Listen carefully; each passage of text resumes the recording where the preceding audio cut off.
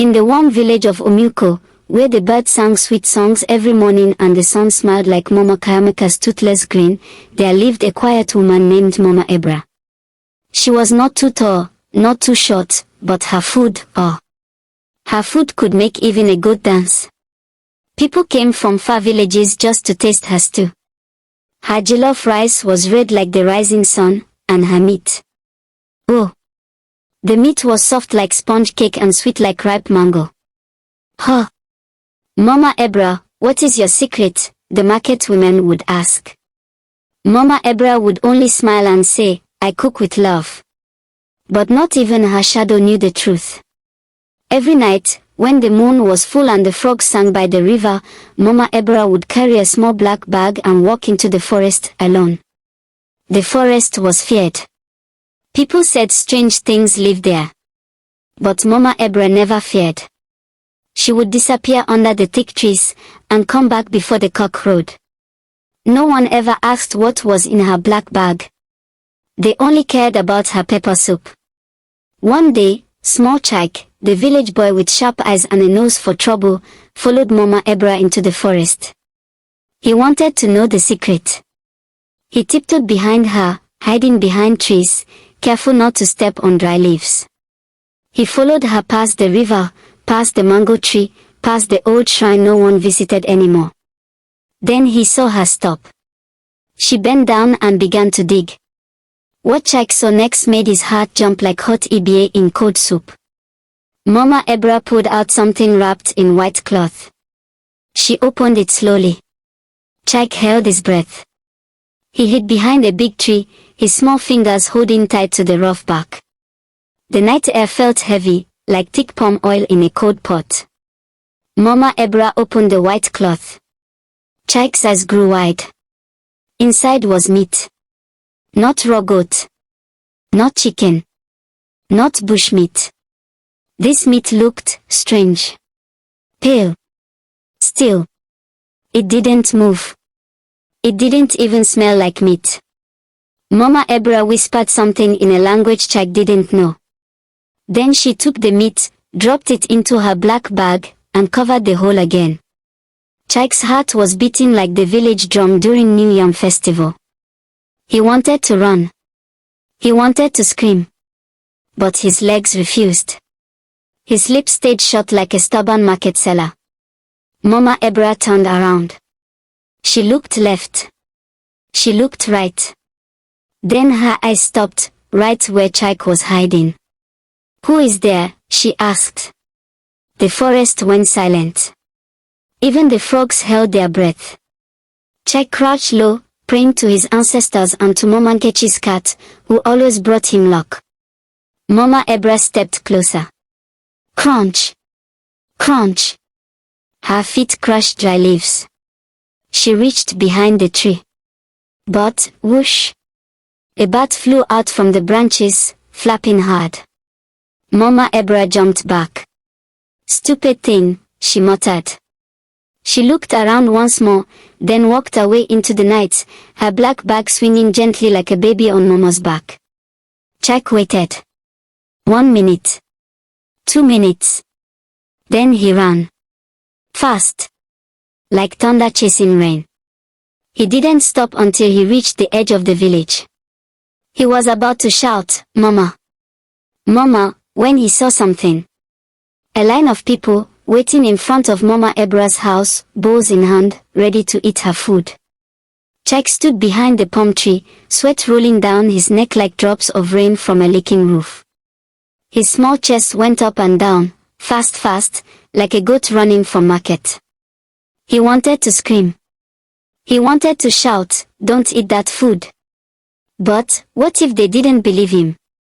After all, Mama Ebra was the village treasure.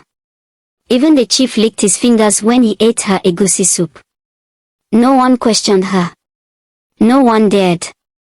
Just then, Papa Ejike, the blacksmith, collected his plate. He smiled big and said, Mama Ebra. You have done it again.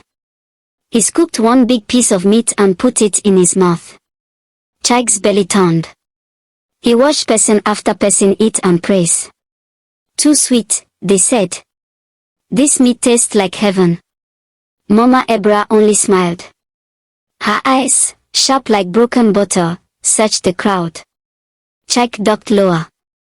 Then she said something strange. She turned to the people and said, "Come again tomorrow.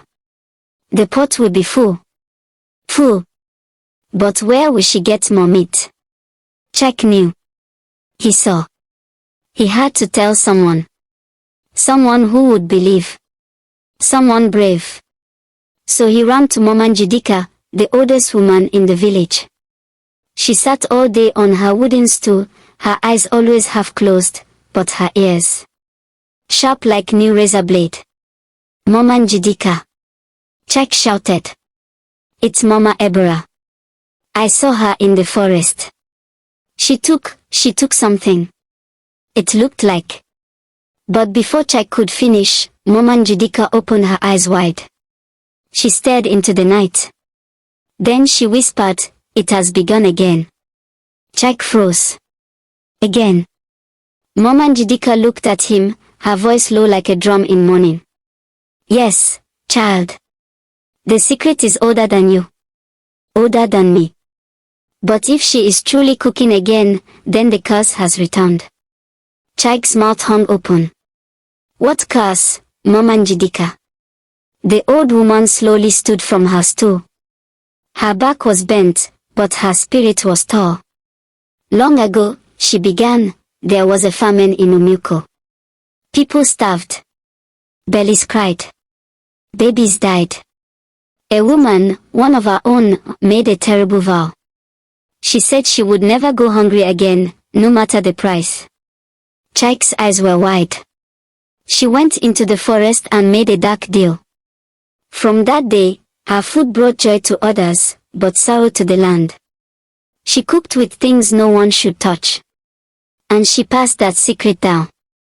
"We thought the line had ended." "But Mama Ebra," Chike whispered. Mama Njidika nodded. "Yes. She is the last daughter of that vow." Chike stood, his small fist tight. "We must stop her." The old woman smiled softly. "And you, small boy, with a brave heart, will be the one." That night, Mama Njidika gathered the elders. Chike told his story. At first, they laughed. But then the old woman spoke. Her words were fire. Her voice, thunder. The next morning, the village gathered. The chief stood before Mama Ebra's house. She came out smiling, holding her big cooking spoon. But the people were not hungry for stew. They were hungry for truth. "Where do you get your meat?" the chief asked. Mama Ebra's smile faded. She looked around. Then she dropped her spoon. And she wept. The truth spilled like hot soup on a cold floor. She told them everything, the forest, the old cloth, the vow. People screamed. Some cried. Others vomited. Mama Ebra was taken far away.